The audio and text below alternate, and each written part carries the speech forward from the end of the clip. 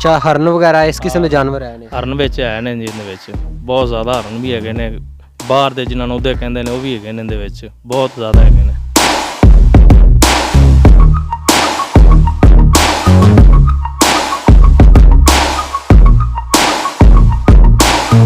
ਵੈਸੇ ਇੱਥੇ ਸ਼ਾਮ ਤੋਂ ਬਾਅਦ ਇਹਦੇ ਵਿੱਚੋਂ ਲੰਘਣ ਤੇ ਦਿਲ ਹੀ ਨਹੀਂ ਕਰਦਾ ਇੰਨੇ ਕੁ ਜੰਗਲੀ ਜਾਨਵਰ ਨੇ ਜਿਹੜੇ ਉਹ ਹੈ ਨੇ।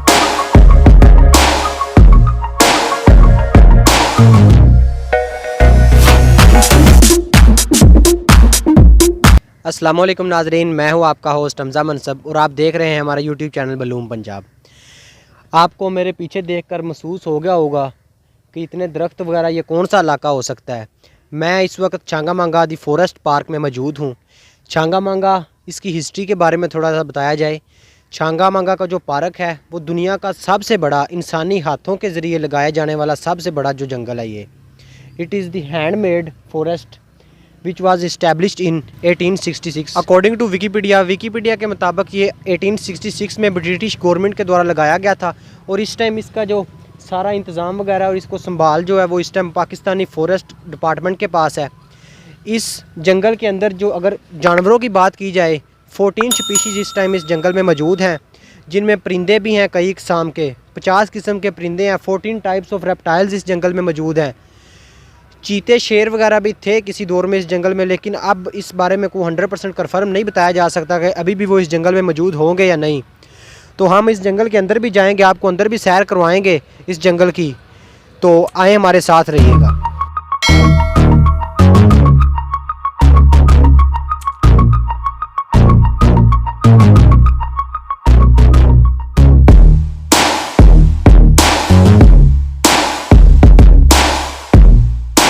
अस्सलाम वालेकुम। ਵਾਲੇਕੁਮ ਸਲਾਮ। ਕੀ ਨਾਮ ਕੀ ਤੁਹਾਡਾ? ਗੁਲਾਮ ਮੁਰਤਜ਼ਾ।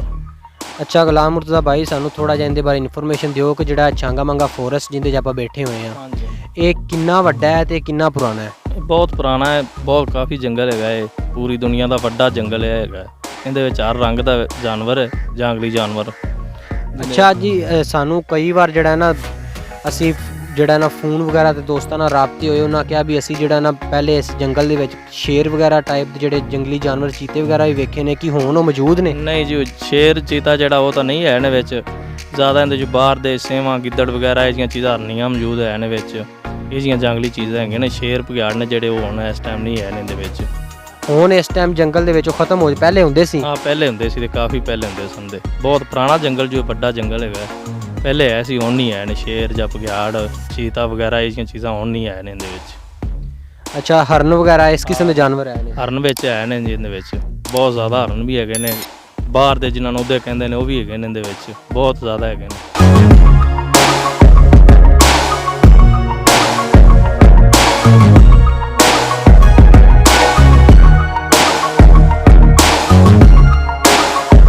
ਅੱਛਾ, ਇਹ ਜੰਗਲ ਦੇ ਵਿੱਚ ਕਦੀ ਕੋਈ ਕਿਸੇ ਨਾਲ ਕੋਈ ਹਾਦਸਾ ਹੋਇਆ ਹੋਵੇ ਕਿਸੇ ਜਾਨਵਰ ਦੇ ਥਰੂ, ਕਿਸੇ ਬੰਦੇ ਨਾਲ ਉਹ ਇਸ ਜੰਗਲ 'ਚ ਜਿਹੜਾ ਨਾ ਵਿੱਚ ਕਾਫੀ ਅੱਗੇ ਗਿਆ ਚਲਾ ਹੋਵੇ, ਕੋਈ ਹਾਦਸਾ ਹੋਇਆ ਹੋਵੇ ਤੁਹਾਡੇ ਸੁਣਨ 'ਚ ਆਇਆ ਹੋਵੇ? ਨਹੀਂ, ਸਾਡੇ ਸੁਣਨ 'ਚ ਤਾਂ ਨਹੀਂ ਆਇਆ। ਵੈਸੇ ਇੱਥੇ ਸ਼ਾਮ ਤੋਂ ਬਾਅਦ ਇਹਦੇ ਵਿੱਚੋਂ ਲੰਘਣ ਤੇ ਦਿਲ ਹੀ ਨਹੀਂ ਕਰਦਾ ਇੰਨੇ ਕੁ ਜੰਗਲੀ ਜਾਨਵਰ ਨੇ ਜਿਹੜੇ ਉਹ ਹੈ ਨੇ, ਤੇ ਲੋਕ ਡਰਦੇ ਫਿਰ ਵਿੱਚ ਜਾਂਦੇ ਹੀ ਨਹੀਂ ਨੇ।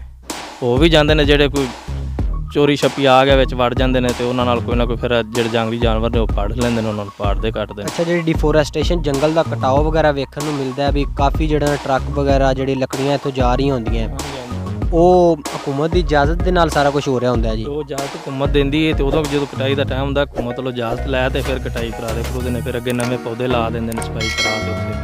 ਅੱਛਾ, ਮਤਲਬ ਵੀ ਜਿਸ ਹਿਸਾਬ ਨਾਲ ਹਕੂਮਤ ਜਿਹੜਾ ਇਹਨਾਂ ਦਰਖਤਾਂ ਦਾ ਕਟਾਓ ਕਰਦੀ ਉਵੇਂ ਨਵੇਂ ਦਰਖਤ ਵੀ ਲੱਗਦੇ ਨਾਲ ਨਵੇਂ ਲੱਗ ਜਾਂਦੇ ਨੇ। ਜਿੱਥੋਂ ਹਕੂਮਤ ਕਟਾ ਦਿੰਦੀ ਅਫਸਰਾਂ ਨੂੰ ਆਖ ਤੇ ਉੱਥੇ ਫਿਰ ਮਗਰ ਨਵੇਂ ਲਾਈ ਜਾਂਦੇ ਨੇ। ਅੱਜ ਕੱਲ੍ਹ ਦੇ ਸੀਜ਼ਨ ਦੇ ਵਿੱਚ ਕਿਹੜੇ ਨਵੇਂ ਦਰਖਤ ਇੱਥੇ ਲੱਗ ਰਹੇ ਨੇ ਜੰਗਲ ਵਿੱਚ? ਅੱਜ ਕੱਲ੍ਹ ਦੇ ਸੀਜ਼ਨ ਦੇ ਵਿੱਚ ਜਿਹੜੇ ਰੁੱਖ ਕੇ ਟੀਚੇ ਨੇ ਉਹਨਾਂ ਦੇ ਮਿਆਰ ਦੇ ਨਾਲ ਹੀ ਲਾ ਦਿੰਦੇ ਨੇ, ਜਿੱਥੋਂ ਕੱਟਣਗੇ ਉੱਥੇ ਲਾ ਦੇਣਗੇ। ਫਿਲਹਾਲ ਤਾਂ ਜਿੱਦਾਂ ਅਸੀਂ ਵੇਖੇ नहीं किधर भी। आज हमने आपको सैर कराई छांगामांगा दी फॉरेस्ट पार्क की। फॉरेस्ट पार्क काफ़ी इम्प्रूव हो चुका है, पब्लिक के लिए भी ये पार्क ओपन है। तो मज़ीद इस तरह की इंटरेस्टिंग एंड फ़नी और फैक्ट बेस्ड वीडियोस देखने के लिए हमारे चैनल को सब्सक्राइब कर लें, बेल आइकन को भी प्रेस कर लीजिएगा ताकि आपको नेक्स्ट इस तरह की वीडियोस मिलती रहें। अल्लाह हाफिज़।